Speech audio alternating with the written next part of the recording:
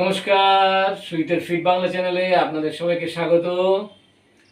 তো আজকে একটা খুব গম্ভীর সমস্যা নিয়ে আপনাদের কাছে হাজির হয়েছি। সমস্যাটা কি?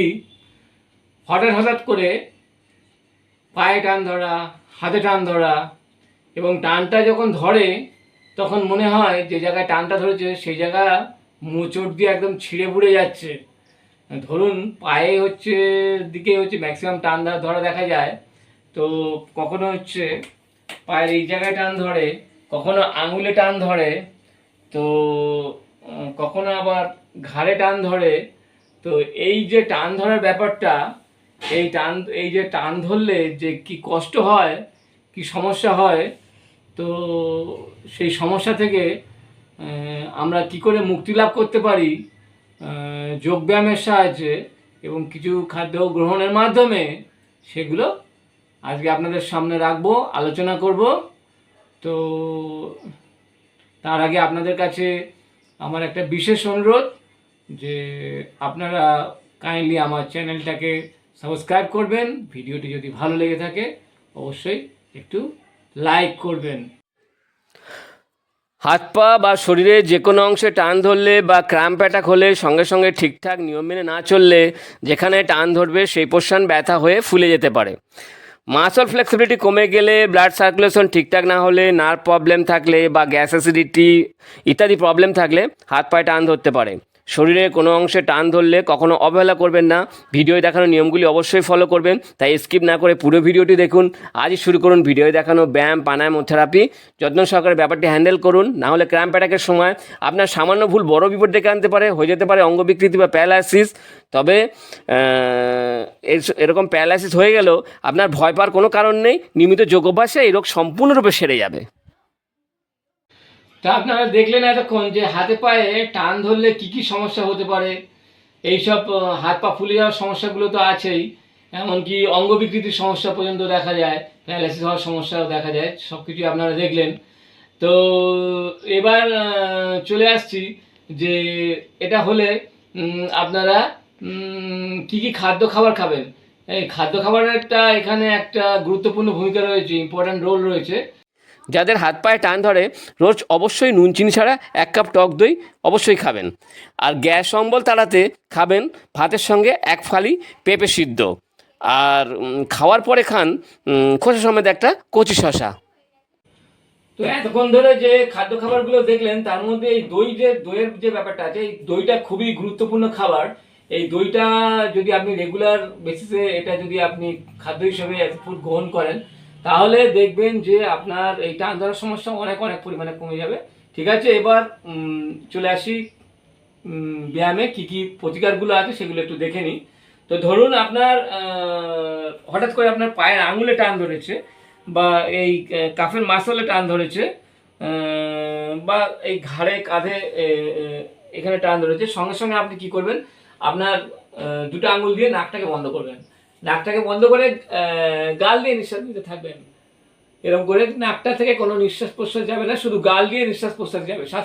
শ্বাস ছাড়া নেওয়া করবেন, শ্বাস ছাড়া নেওয়া করবেন এরকমভাবে।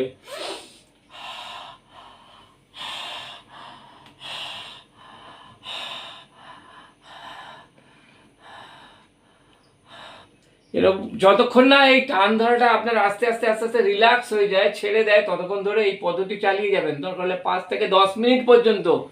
তো এই যে এমার্জেন্সি যে স্টেপটা, এই এমার্জেন্সি স্টেপটা সবসময় মনে রাখবেন।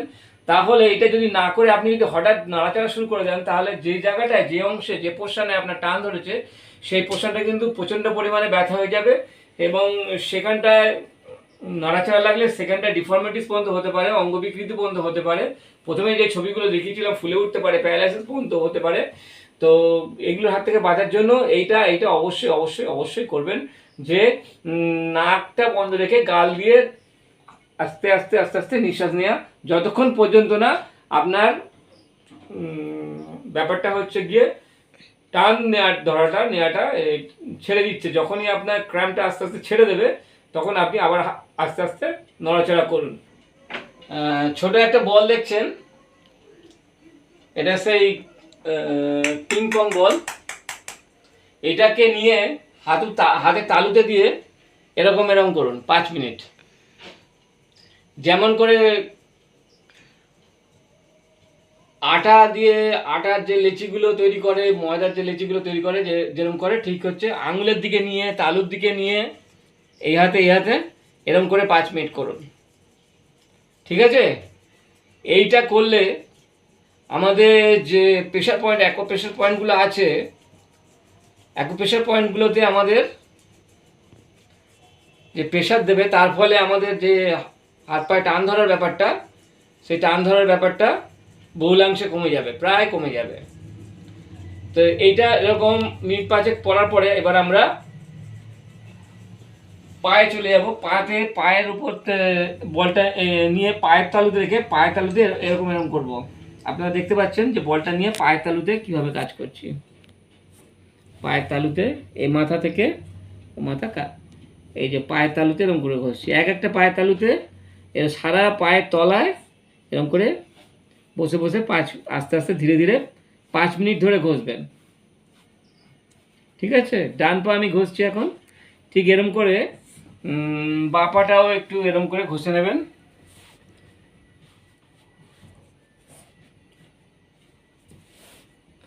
এরকম করে প্রত্যেক পায়ের তালুর তলটাতে 5 মিনিট করে করবেন। এটা প্রতিদিন অভ্যাস করে দেখুন। এই প্রতিদিন অভ্যাস করলে এর যে কি উপকারিতা আপনি বুঝতে পারবেন, যে আপনার হাত পায়ে টান ধরা সেরে যাবে। হাত পায়ে টান ধরা কনফার্ম সেরে যাবে। আমি আপনাকে অ্যাসিওর করতে পারি, আমি আপনাকে অ্যাসিওরেন্স দিচ্ছি যে আপনার হাত পায়ে টান ধরা কমবে। যেহেতু বয়স্ক লোকেদের হাত পায়ে টান ধরে, তাই কঠিন ব্যায়ামগুলো আমি দেখাচ্ছি না, সহজ উপায়ের মাধ্যমে হাত পায়ে তালুর সাহায্যে কী করে করতে হয় সেটা দেখাচ্ছি। ঠিক আছে? এই হাতের তালুতে আর পায়ের তালুতে এটা করুন। 5 থেকে 10 মিনিট 15 মিনিট করে ধীরে ধীরে, যেমন আপনার ধৈর্য, যেমন আপনার ক্ষমতা, আপনি করুন। প্রতিদিন নিয়মিত করুন। হাত পায়ে তালুর এইটা করলে আমাদের শরীরের যে কোনো অঙ্গে যে টান ধরা, সেই টান ধরাটা ক্রমশ কমতে থাকবে। এরপরে যে ব্যায়ামটা আমরা করব সেটা হচ্ছে গিয়ে এই যে এরকম করে পায়ের তলা ম্যাসাজ করতে হবে, এবং সঙ্গে সঙ্গে এই যে প্রত্যেক শরীরের যেখানে যেখানে পার্টসগুলো আছে সব কটা এরকম করে পায়ের তালুগুলো ম্যাসাজ করব। শরীরের সমস্ত জায়গায় নিজের হাতে সেলফ ম্যাসাজ করব, বা অন্য কেউ যদি ম্যাসাজ করতে পারে। প্রত্যেক হচ্ছে এই নখগুলোকে ঘষবো, এরকম হাতের তালুগুলোকে মাসাজ করব। এই শরীরে মাসাজ করব, সারা জায়গায় মাসাজ করব, সমস্ত জায়গায়, ফ্রন্টে, ব্যাকে, কোমরে, থাইতে, এলবোতে, হিপসে, সমস্ত জায়গায় শরীরের সর্বাঙ্গ ম্যাসাজ করতে হবে। এটাকে বলে সেলফ ম্যাসাজ। এটা করবেন। এটা হচ্ছে আপনার যে টান ধরছে, সেই টান ধরাটা ধরবে না, কারণ আপনার ব্লাড সার্কুলেশনটা প্রচুর পরিমাণে ব্লাড সার্কুলেট হতে থাকবে। যে ব্লাড সার্কুলেট হলে এবং মাসলগুলো ফ্লেক্সিবল হবে, মাসলগুলো যে ক্র্যাম্প সৃষ্টি করে সেই ক্র্যাম্পগুলো ছেড়ে দেবে। আপনার মাসলে টান ধরার যে সমস্যা, সেই সমস্যাটা আস্তে আস্তে দূর হয়ে যাবে। আমাদের যে ব্যায়াম বা যে থেরাপি, তার শেষ পর্যায়ে চলে এসেছি। এখন যেটা করবো সেটা একটি প্রাণায়াম। এটার নাম হচ্ছে ভ্রামরি প্রাণায়াম। ভ্রামরি প্রাণায়াম অভ্যাস করলে আমাদের শরীরে একটা ভাইব্রেশন সৃষ্টি হবে, যে ভাইব্রেশনটা আমাদেরকে এই যে হাত পায়ে টান ধরা ক্র্যাম্প, যেটা সে ক্র্যাম্প থেকে আমাদেরকে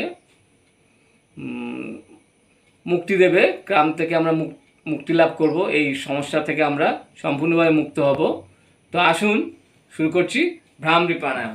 এরকমভাবে কানে দুটো আঙুল গুঁজে দিন, এবার কপালে হাত দিয়ে আপনি কি করবেন, বুক ভরে শ্বাস নিন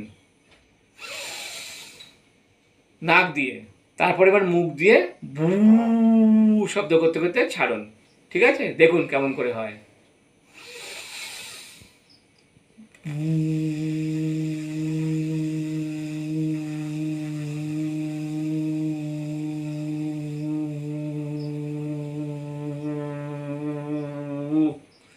এই যে নাক দিয়ে নিঃশ্বাস নিলাম, এবার যতক্ষণ ধরে নিঃশ্বাস নিলাম তার অনেকক্ষণ ধরে ধীরে ধীরে আমরা হচ্ছে ভু আওয়াজ করতে করতে ছাড়বো। এর ফলে আমাদের মস্তিষ্কে যে ভাইব্রেশন হবে, ব্রেনে যে ভাইব্রেশন হবে, সেই ভাইব্রেশনের ফলে আমাদের সমস্ত নার্ভগুলো সচল হবে, যার ফলে হচ্ছে গিয়ে আমাদের যে টান ধরার সমস্যা, সেই টান ধরার সমস্যাকে থেকে আমাদেরকে মুক্তি দেবে।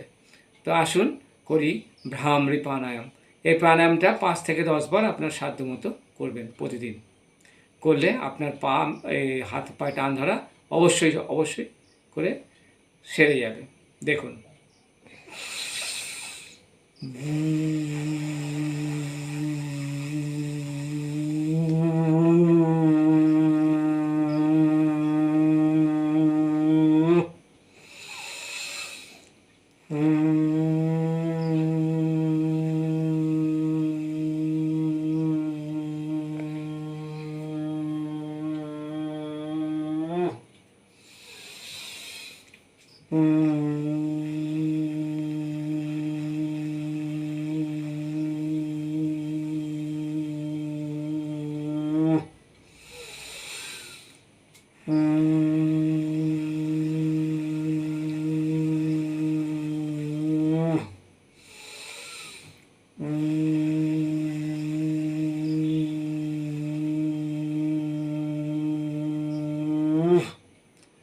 তো দেখলেন ভ্রামরি প্রাণায়াম।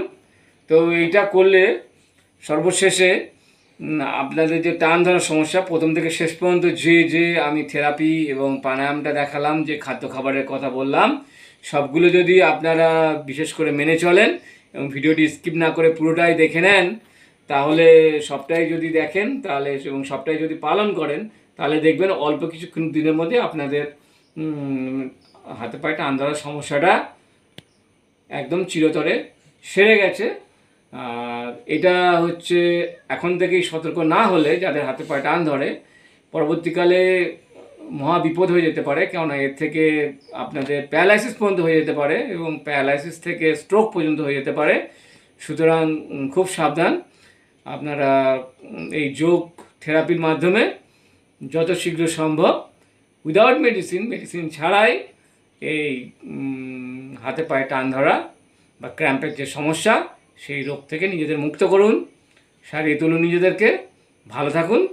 তো আজকে যে আমি ব্যায়ামের উপস্থাপনাটা রাখলাম, তো যদি আপনাদের আশা করি আপনারা এটা বুঝতে পেরেছেন, আশা করি আপনারা এটা নিয়মিত অভ্যাস করবেন। তো আজকের মতো আমি আমার উপস্থাপনা এখানে শেষ করছি। নমস্কার, ভালো থাকবেন, ধন্যবাদ।